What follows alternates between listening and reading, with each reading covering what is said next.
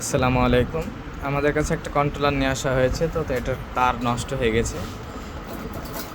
মোটরের এই কন্ট্রোলারের তারগুলো নষ্ট হয়ে গেছে, তো এখন আমরা কন্ট্রোলারের তার চেঞ্জ করব। তো এই যে, তো আমাদের ছোট আয়রনে অনেক সময় কাজ করা যায় না, অনেক বেশি তাপের দরকার হয়। তো আমাদের এই বড় আয়রনগুলোর কোয়ালিটি খুবই ভালো, 200 ওয়াটের আয়রন এটা।